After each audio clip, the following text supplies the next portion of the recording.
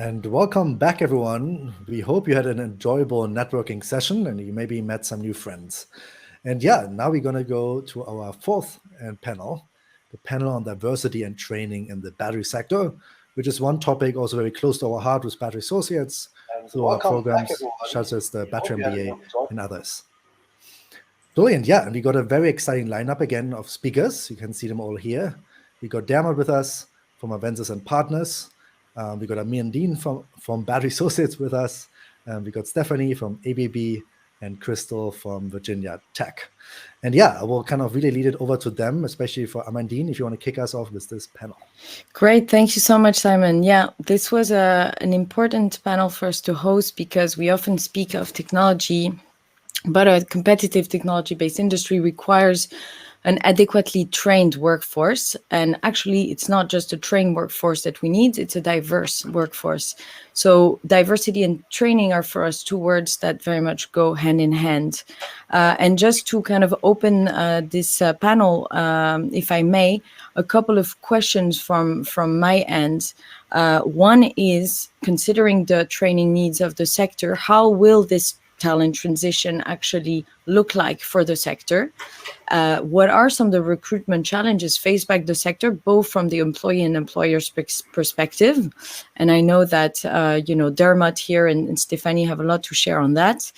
And how can we in practice then bridge the skills gap and meet the upcoming challenges for, recruitment and meeting the talent's need for the sector? So I think we can start with Dermot, who has some ideas about kind of sector-wide trends, seeing where we stand currently and how also the, battery sector compares to other.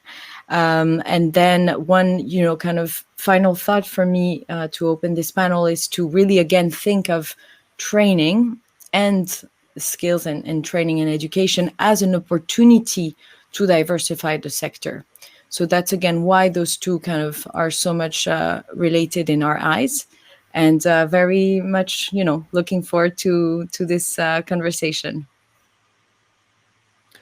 Thank you, Amandine. Yeah, and maybe we can kick it off with Dermot, because we just did a study together on looking at the talent space, like talents in the battery space, and we think about what do trained professionals, what do talents in battery space want, but also maybe what are some of the things compared to training as well as for diversity. So maybe Dermot, you want to kick us off with that? Yeah, sure. So thank you, and great to meet everyone. I suppose, for those of us on the panel, we see the battery sector as having a real opportunity to focus on diversity. It's such a new and emergent sector. It's got a real opportunity to look at what has brought us to this point in terms of the talent that we acquire and how we plan to face into that in the future. So with all the major battery projects that have been announced, particularly in Europe, but elsewhere in the world, in North America and so forth, there is a war for talent. And we've heard that comment from senior leaders across the battery sector when we've been engaging with them over the last couple of months. We're also in a post-COVID world where there is both a major recruitment surge occurring, and there's also an anticipated great resignation, as those in the media are calling it. So, as Simon mentioned earlier, that we partnered to conduct a talent survey, and the interim results will be presented later by my colleague Julia. But the initial numbers are quite interesting. 84% of respondents have higher education with a master's and PhD. However, 92% of all the people that responded are seeking further training. So if you're a leader looking to attract talent and to retain the talent that you have, offering further training as part of your overall attraction and retention strategy would be really useful. It's a very new workforce in many respects across the industry, with 56% of people having worked in their industry with their current employer for less than 2 years.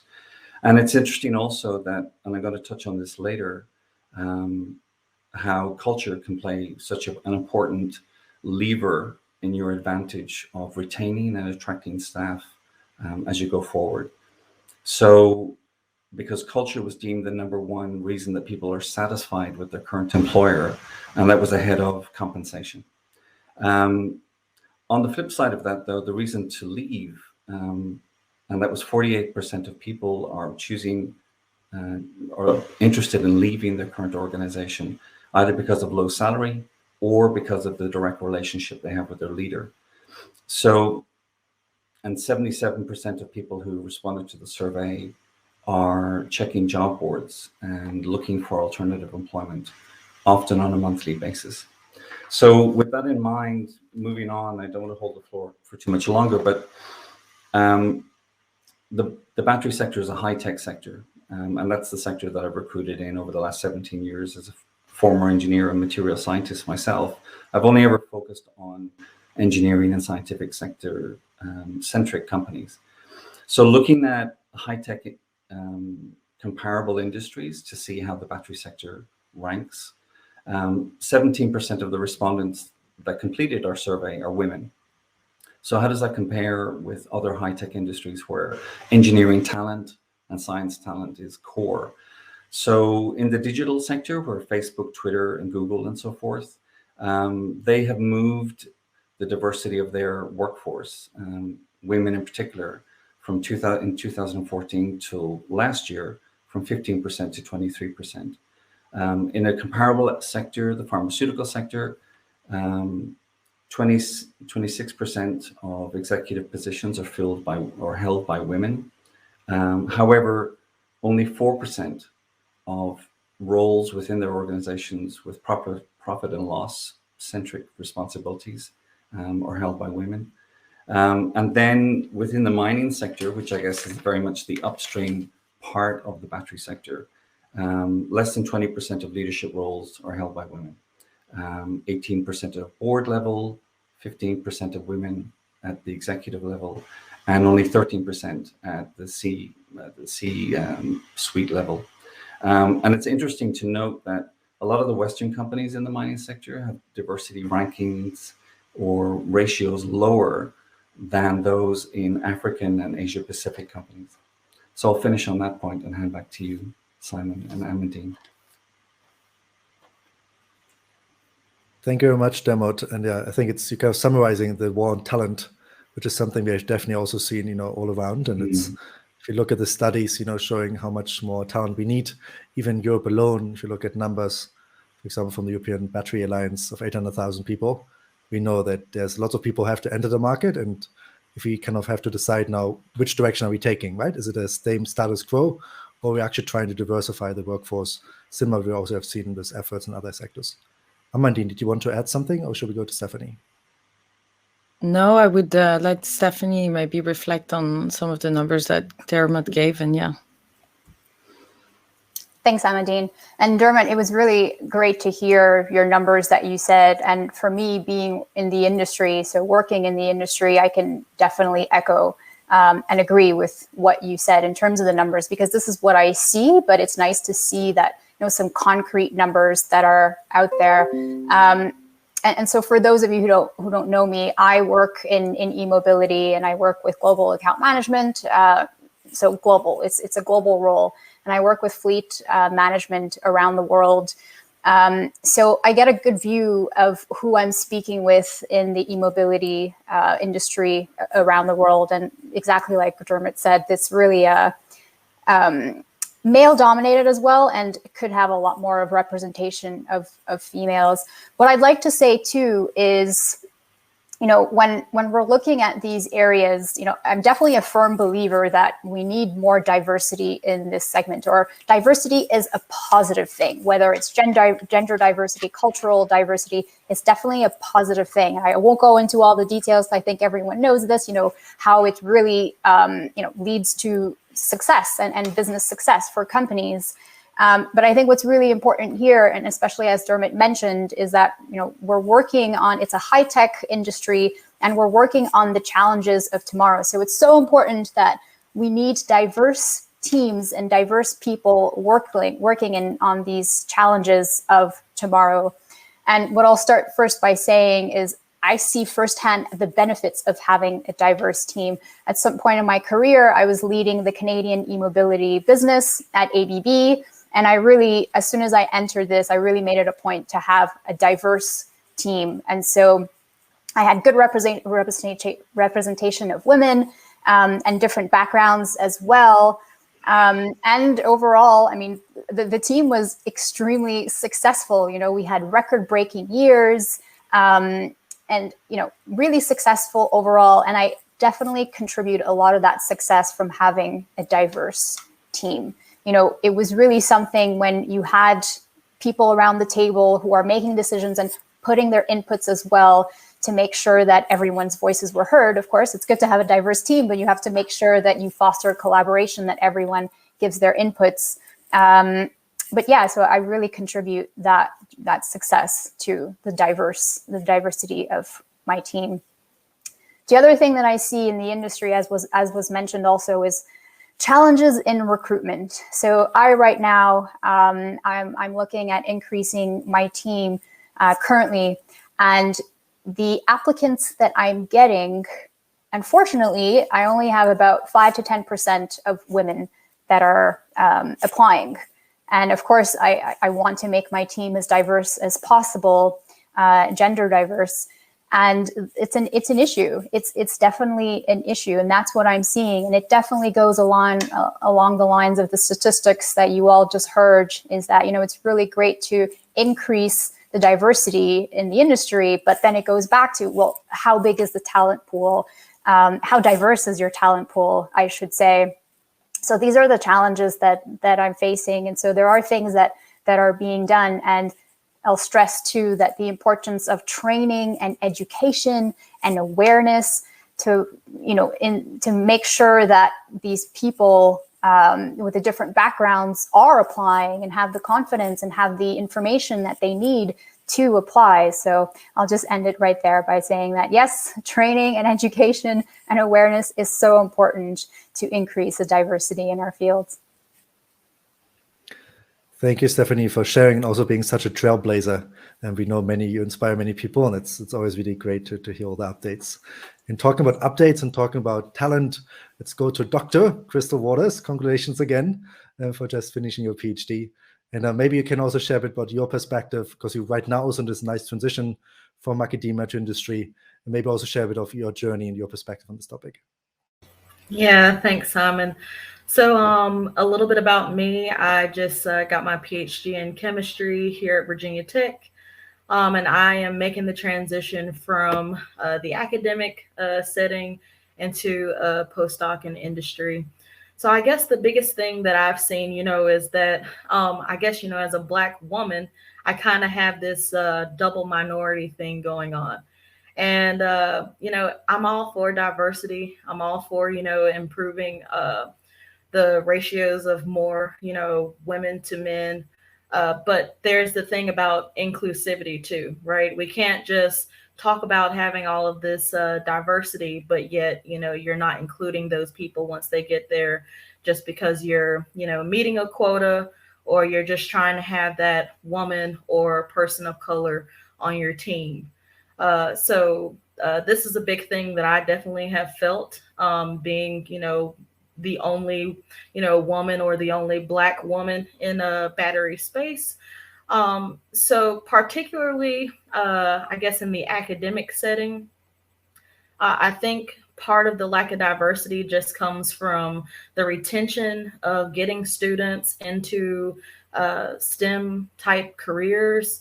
And particularly, you know, professors are going to push, you know, science and math. But how about, you know, the students that start in their freshman year and matriculate all the way to senior year? The number of women will decrease over that time, and the people of color in those prospective fields will also decrease over time. So if you can actually think about, you know, even the transition as being a person of color, you know, and trying to matriculate into, you know, field that's dominated by, you know, men for the most part, white men or Asian men, right? It can be quite intimidating. So this is why I say, you know, for sure that inclusivity is definitely going to be a big key component. So I think I'll end here. I'm sure I could talk about a lot of things, but yeah. If I may respond to you, Crystal, I think you really nail it on the head, and that is again why diversity for me shouldn't be kind of spoke of in isolation with, you know, even as a topic, and that's why it's nice to have it framed within the context of training, because there is no such thing as diversity or a diversity goal without the kind of long-term plan to build this as part of an inclusion, you know, program or prospect. And so for sure, inclusion and retaining the diverse talents is really what we're talking about at the end of the day, not diversity, or shouldn't be just about diversity, you know, kind of per se. And I think that's where, again, like the battery sector has a really great opportunity to mix the two together. You know, we know, as Simon mentioned, there's 800,000 people that we're expecting to have trained by 2025 in Europe alone, according to EBA.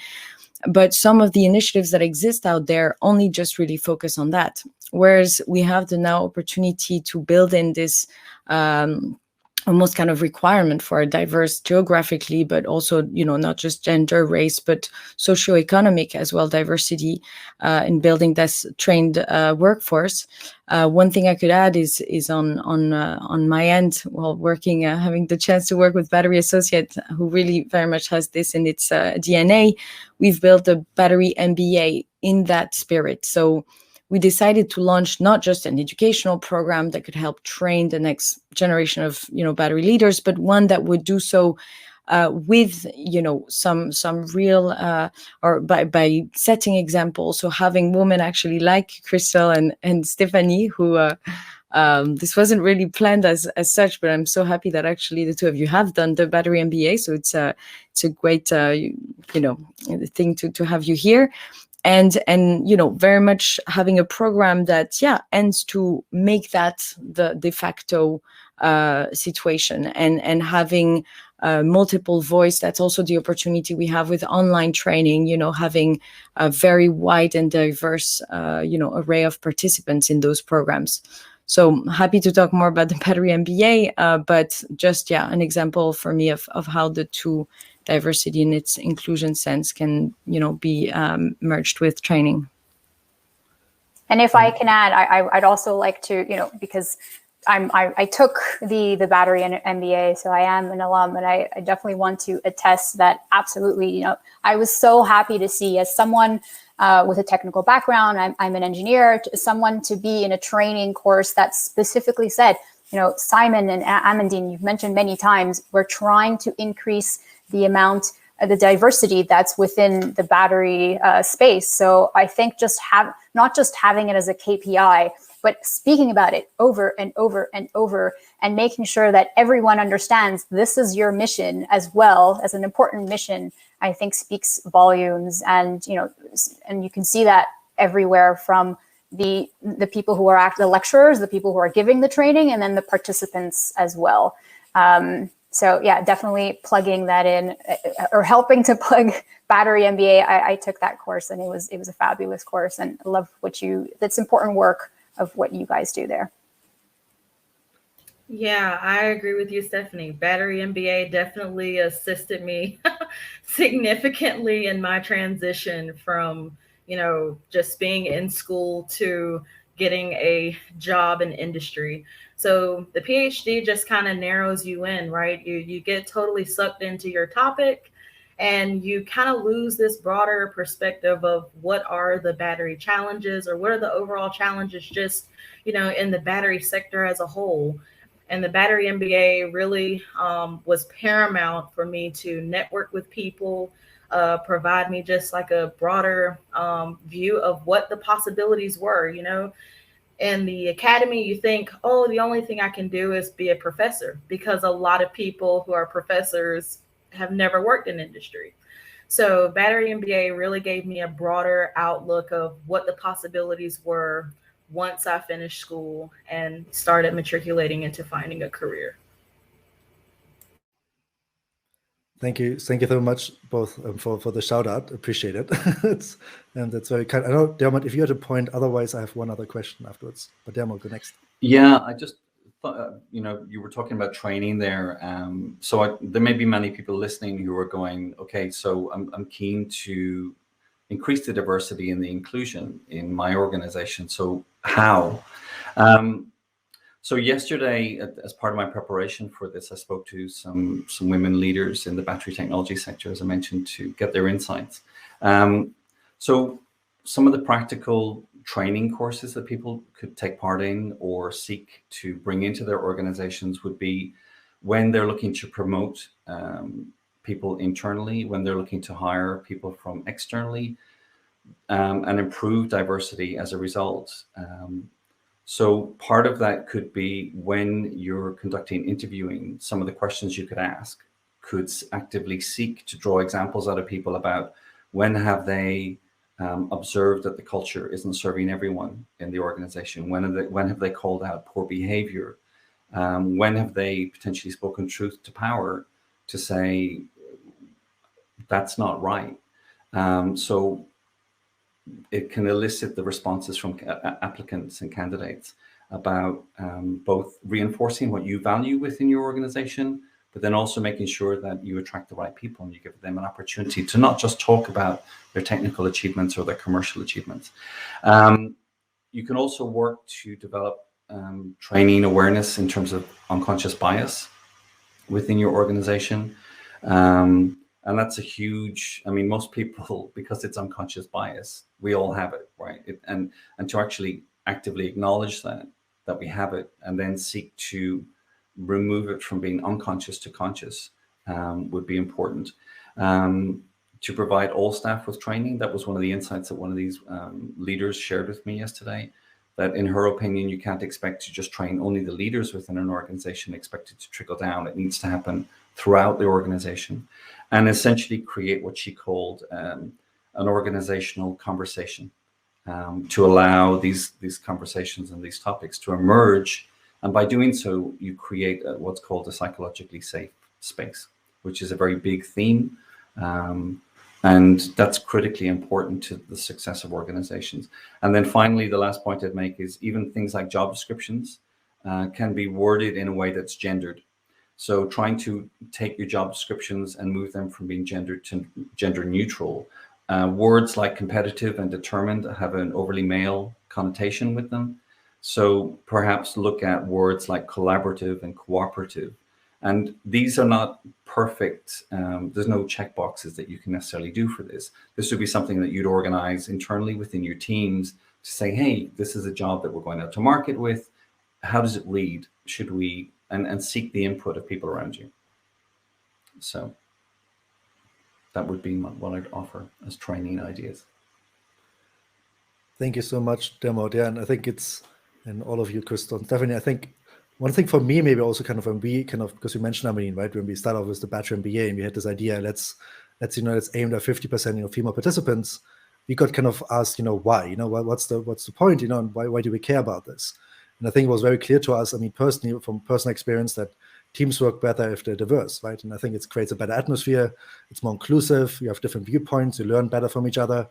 So I think, it was quite obvious from this perspective, and I would like to get your perspectives in a second.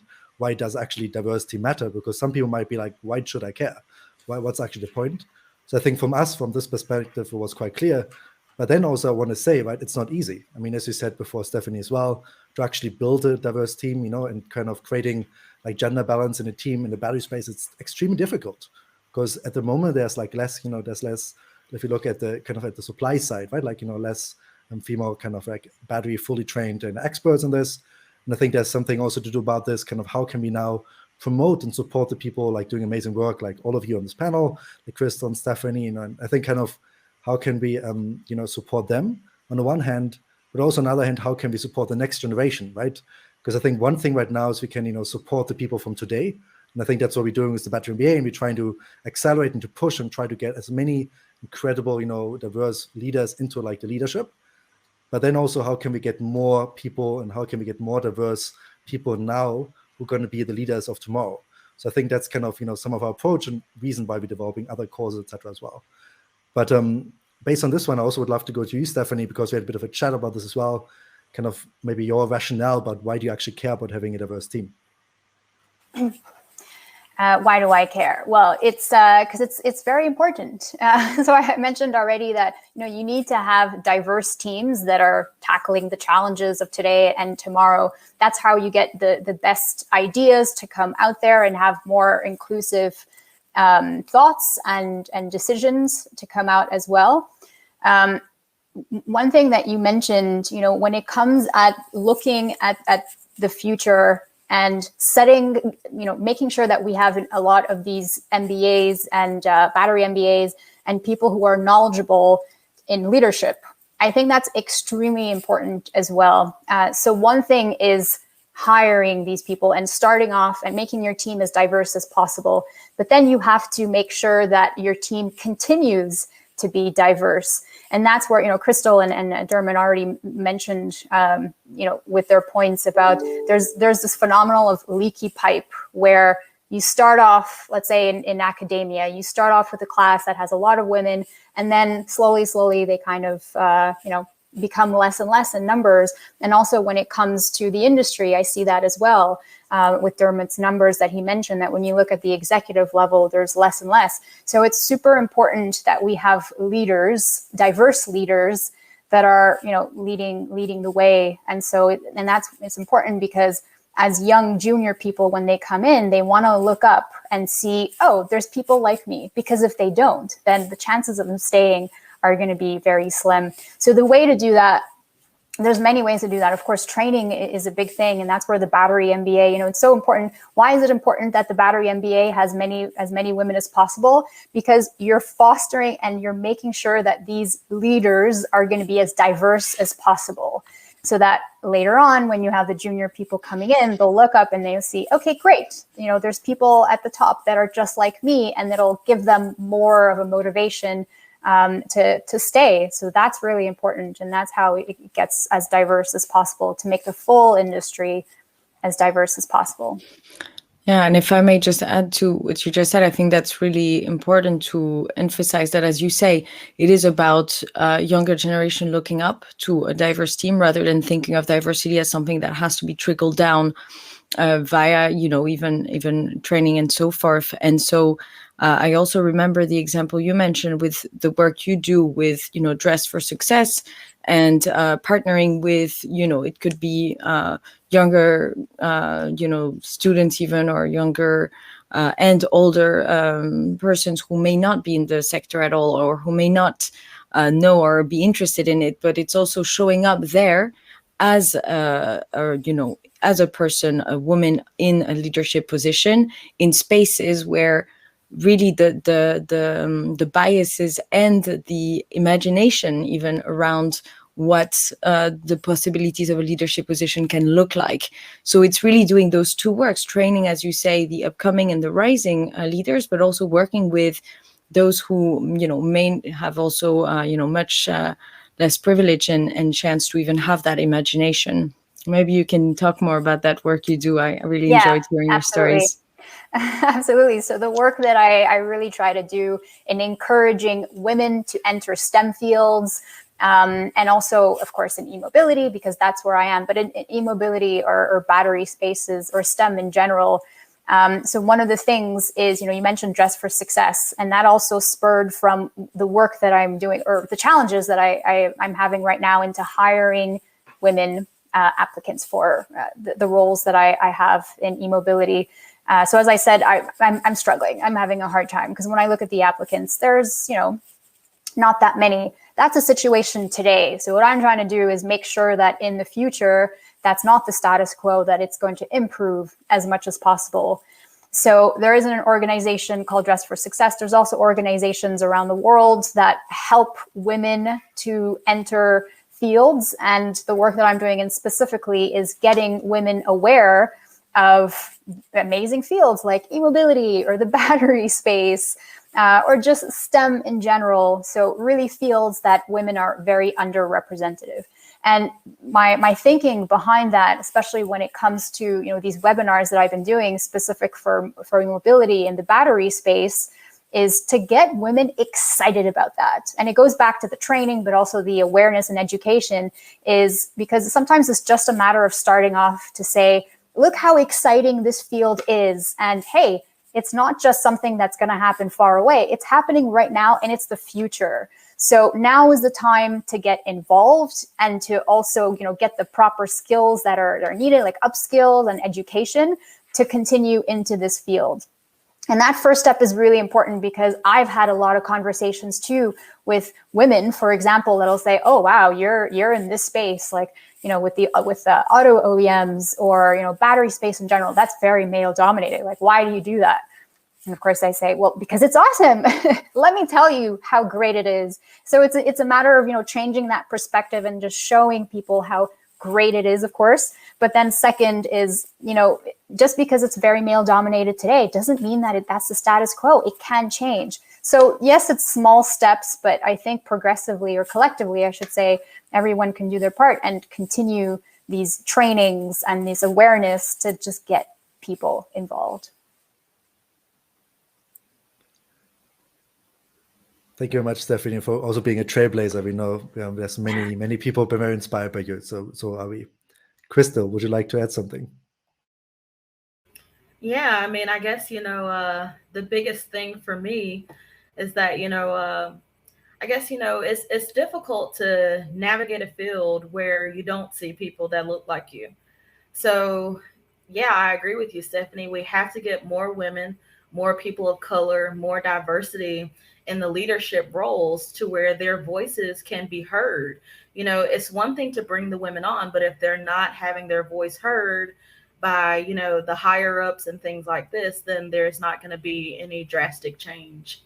So for me, specifically in the academic world, there are very few female professors. And so how do you expect to get a lot of female, students to go the route of even trying to, finish a college degree or go to grad school and, get into these very specialized niches in the battery industry? So it's definitely important for diversity. I mean, diversity is going to drive bringing these diverse future generations.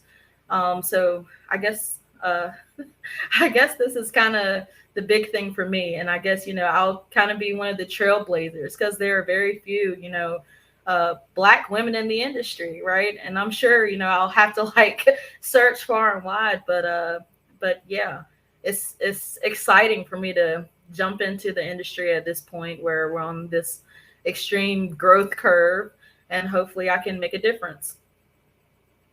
And I can tell we're all rooting for you. So you have lots of fans also from all the battery MBA alumni community. I know that for sure. Fantastic. So I think we have a question from Roger on what's the picture around the world. I sense that Asia is typically more talent and gender focused.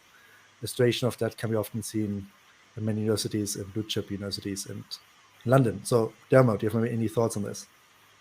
Yeah, that's an interesting question. And look, in the data that I shared earlier on the diversity in other high-tech industries, and specifically the mining sector, because the data that I looked at had broken it out regionally across different parts of the world in a way that the pharmaceutical and the digital sector hadn't.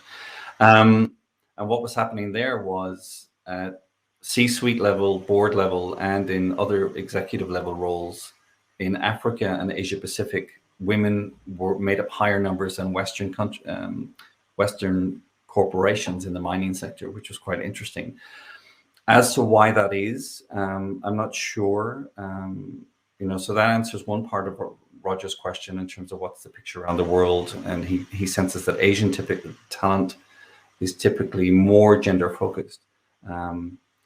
My experience, I suppose, not necessarily in Asia, but certainly in the Middle East, where I spent 12 years of my life until last year. What I found there, I did a survey a couple of years ago where I surveyed 1,000 Saudi women on their work motivation. And that was quite interesting because they were just entering the workforce.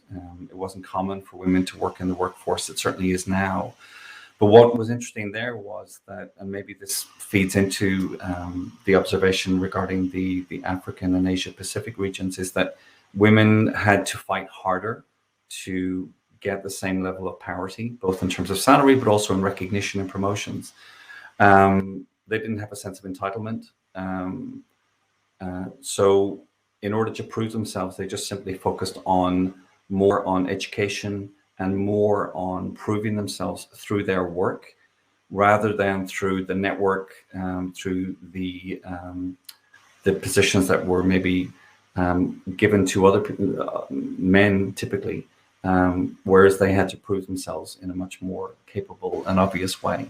And so when societal change happens, to the point where those old structures no longer serve those that feel that entitlement is there for them, and now they have to prove themselves on competence, women who had been really working hard naturally rose to the top, because they had a greater track record of proof behind them, both in terms of education and in terms of responsibilities that they've taken on.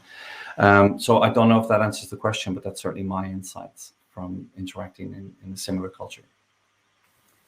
And I can also give some personal insights from having worked in North America, in Latin America, in other parts of the world as well, and echo, Dermot, what you just said. I think there's, in certain cultures, you definitely have a different starting point of the openness with diversity. And for example, for me, I've worked as a field engineer in Latin America, in North America as well, and also in the Middle East countries. And in certain areas, I mean, going into the field, for example, in North America, even if someone said, no, or I don't think anyone would say, I don't want this woman I don't want this woman here, you must go. Maybe that would be said, but it would never be accepted. You can raise this up and then close that off. But in other parts of the world where culturally, or there's religions where women are just seen in a different way, not in a negative way. I'm not saying that's in a negative way at all, but in a way that it's just perceived that women should not be in a site in this type of scenario. And so there have been situations where I show up at site, and this is my job that I'm running, and I was told by the company representative, no, you can't be here. You have to go. Why? Oh, because I'm a woman. Okay. And then you just have to accept that. So what I'm saying is that I think there's definitely imbalances in cultures in terms of what is, I guess, open to women and not. And so obviously in North America, it's definitely more open. So that is something that has to be looked at as well. I think culture is a very important point, and for sure it's something that can't be ignored. As you say, also I'm thinking, having lived and worked in the US for 10 plus years as well, I think the discourse and the way we frame diversity is very different. And so depending on also, the frame that we're operating within in terms of how we can measure and track, diversity is an important factor, and has to be taken into account. Another thing that what you just said makes me think about is that as much as culture is relevant to this conversation, so is the, in a way it's a cultural new age that we're coming into in terms of having trainings and so many other things be led digitally. And so we have actually an opportunity to have many people coming from different places train and operate within the same space, which didn't used to happen like that. We might have operated in a much more, industry or company focused kind of manner in the past. And so I'm actually curious to know, what are your thoughts in terms of the doors that this kind of virtual age opens for the battery sector in particular, for, diversity and trainings in relation to both of those. I don't know if anyone has any thoughts on that. I can add, since my mic is off or is on, just right now. So yeah, absolutely. I think what we've all seen during COVID and now almost post-COVID is that the accessibility to events like this, the cost of going to conferences, the cost of training has dramatically reduced. you know, many of those in the digital world would say that the COVID has brought working from home, working from remotely forward by about 8 to 10 years, depending on who you ask. The accessibility is dramatically improved. So investing in training for a much broader portion of your workforce is much easier now, and there's a lot of high quality training out there and available and accessible. I think actually you're right. Just to support what you just said, we actually got feedback from our Battery MBA participants that the flexibility, the accessibility of an online program made it easier. And we've heard this in many other sectors for parents and working professionals to take on this kind of training, even as a full-time working professional. So for sure, I think that's very accurate. I think, yeah, maybe also one thing I maybe could add as well, because we have been kind of now living this for the past year. I mean, last time we had the battery day, we didn't have the Battery MBA. So this also is really kind of part of the COVID story in some way. And it's kind of one of these things where online education, I think, is now much more accepted because there wasn't an alternative. But I think before people would think about online education being like, it's inferior to in-person training. But as you said, I think now we have the advantage. We can bring people from all around the world. I mean, as you know, in the Battery MBA, we have participants from over 25 countries, which is something you could never really recreate in any economical sense in an in-person setting. And you mentioned the parents. We had the chance to bring in more people maybe would less likely otherwise to take these kind of programs. But also maybe, so I think I'm personally a massive believer of online education. I think we are not at the end yet. I think there's so much more things we can do, from virtual factory trainings to production to labs, virtual. I think there's a lot of technologies coming which are going to make things really exciting and bring many opportunities. But also maybe one thing I just want to add as well, because I think it might be interesting for some people who kind of trying to increase diversity, because I think one thing is you really have to stick to your guts and really not just stick to your guts. That's the wrong way maybe to put it, but to say you have to decide to do it. Then you have to just do it. And it's not so much about the effort, it's about the outcome. Because to just give an example, with the Battery MBA, in the beginning, all the applicants have been male. And we had this, and Amandine knows the stories, that we had this issue because I said there will be 25% women at least in this program. And we had a massive waiting list, all of men. And that's quite tricky as a company, right? As a startup in a way to say, let's not take all these customers because we have this rule. And then we didn't take any of them. And then in the end, how we solved this was to create a scholarship for all female participants. And that's how we got to 50% in the beginning. But then actually, now over time, from the second time, actually, we had way more female applicants. So we could really reduce the scholarship. So to say, no, it's not just for women. It's now we have different criteria for what's diversity and financial need, etc. And we could do this every time. Now also thanks to amazing role model like yourself, Crystal and Stephanie. But now it's kind of been seen as a program which also embraces it, and it got easier over time. And I think that's just something to just start somewhere. And I think it's an iterative process. And I just want to invite everyone, also all the males, in these calls, because I think it's so important that we are good allies, and we have to kind of really just, do our part and trying to push it. And I think things will come into place and you get some incredible teams, you get incredible loyalty by everyone because everyone embraces it. I think everyone enjoys a more diverse workforce, but you just have to do your bit and you have to push it on every level. That's just maybe my own thinking on this. Yeah. Well, Simon, just on that point, in terms of talking about the men out there and how they can support this, one of the women I spoke to yesterday had a wonderful story, and she was happy for me to share it. She's a leader in a battery research center. So she's got a team of people under her, researchers and people liaising with government to bring battery research to the market. So she said that she had a first-generation African employee who was living in the UK with her, born and bred there, but very much linked to her heritage back in Africa. Brilliant communicator, amazing attention to detail, but was not a self-promoter, and had been passed over for recognition many times. So this leader, this woman I was talking to yesterday, was trying to encourage her to take on more responsibilities, to be more visible in front of management. And she wasn't able to quite crack that nut. And about a year ago, she hired a PhD qualified guy, 6 foot something, blonde, blue-eyed, handsome guy. And he came in, and to the point of an ally and making sure, you know, throwing the spotlight off you and onto people of diversity, for example. She said that whenever they were in meetings, this woman under her would typically defer to the more highly qualified PhD people around the room, even though they had less experience in that particular corporation than she had. But she didn't feel empowered enough because she was degree qualified, not PhD qualified. But this guy, whenever a question would be put to him, he would divert the spotlight to her and say in front of her, other people in meetings, "What do you think?" And he would constantly refer to her for guidance. He would promote her in meetings, that her opinion and her experience outweighed other people who hadn't been in the organization as long.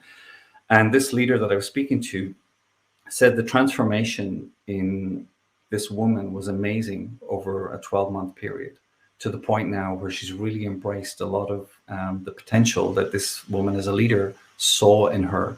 And it's been transformational. So to the point she said, and to what you mentioned a moment ago, she said, there's a lot of guys out there who are interested in this topic, in diversity. They're not sure maybe how to engage with it, but it's not all about leaders getting training, or it's not all about leadership being held by those who have positional power. Leadership can manifest itself in a day-to-day way in stepping into a situation that you see where the behaviors are not proper, or in taking the attention off yourself and promoting others around you. So I'll finish on that. Thank you very much, Dermot, for sharing this. And I think, yeah, it's all about being allies. And I think all of us can be allies and have to be allies and should be allies. And maybe at this point, you're just looking at the time, and maybe if everyone can share, because, you know, you heard me, if you have been here for a while, you know, I asked this question 3 times before, but what would you hope for to see by the next year, by Battery Day 2022, which is on the 23rd of September, 2022. So if you can look into the future, what would you hope to see in 1 year? And maybe we can start with you, Amandine. I see you already unmuted. Oh, well, I mean, I'm very happy more conversations like this, because they look at, you know, broad picture, big picture, sector-wide challenges, but also very personal stories. So I would hope to have a better informed and more kind of robust conversation, ongoing conversation around diversity and training, and for sure many more, you know, programs like the Battery MBA, but I know others exist, and in batteries, using, you know, seeing that in 1 year, we have already, we see, as you said already, the outcome of some of the efforts that have been put in. So hopefully, my goal is that in a year's time, Dermot and Arvensis partners can do another survey where they share spectacular numbers in terms of, you know, the diversity programs, the actions that are being put in place, and the inclusion that people are feeling in this space. So that would be my goal, and I'll hold you up for it, Dermot. So next year, let's see what the survey says. Dermot, would you like to go next, space, or Stephanie? What I'd love to see, and it's a great question, what I'd love to see over the next 12 months is, now that this topic has been brought out in this year's conference, which is great, that we reconvene, as you said, in a year's time, and people are more sensitive to this topic. And they are more aware, not just in this particular conference, but in meetings, in corridors, in the coffee rooms, in social events, as to the people that they could advocate for, and they become more nuanced and sensitive to the culture that they are not necessarily just a witness of, but they are a co-author of, because culture emerges on a day-to-day basis. And with so many companies being in this startup space, every employee can have a hand on the rudder to help steer that company's culture and help it manifest. It doesn't have to be static. It's growing around you on a day-to-day basis, and becoming conscious of that is important. Thank you, Stephanie. Yeah, right after Amandine, you spoke, I was going to say, yes, those KPIs. I'm very KPI focused and very, you know, that's my background, engineering. And so I absolutely agree. I think continuing these discussions, seeing a change of cultures in companies. And I think a very tangible way to see that is with these KPIs. So very looking forward for next year and 12 months from now, Dermot, when you come back and you're going to announce those numbers again, I definitely would love to see an increase in that. I'm confident. If I was a betting person, I would say, yes, those numbers will go up for sure. Thank you for you, Crystal. Yeah, I think I would actually like to see some type of, women's networking event, because I'm always interested in just, meeting other women in the battery industry, the battery sector as a whole. And I think it would be extremely uplifting. It's going to promote more women to participate, speak up with confidence, and share their experiences, because I think that's what's really going to change our view on, improving diversity and inclusivity. And how we can pair that with training opportunities. Fantastic. I'm sure we can maybe make something happen. And based on this one, I just want to say a big thank you for all of you for being on this panel, our final panel for the day. I think it was a really important discussions we had here as well. And thanks all for being here. And now for everyone, we're going to go to the deep dives. And we have 3 topics. You can already see this at the bottom. We have 3 deep dives, one on battery dev, which is a global battery developer competition. And actually need more women also in the battery data field. So please, if we need more, that's one of these challenges. And then we also have one already kind of teased a lot by Dermot and others on with Julia from Arvensis on talking a bit more about the survey results. And then we also have one on battery cycler. So with Battery Associates, developing an open source battery cycler. I'm very excited to share some updates on that as well. Thank you all. Great conversation. Thanks so much. Thank you. Thanks, everyone. Bye-bye.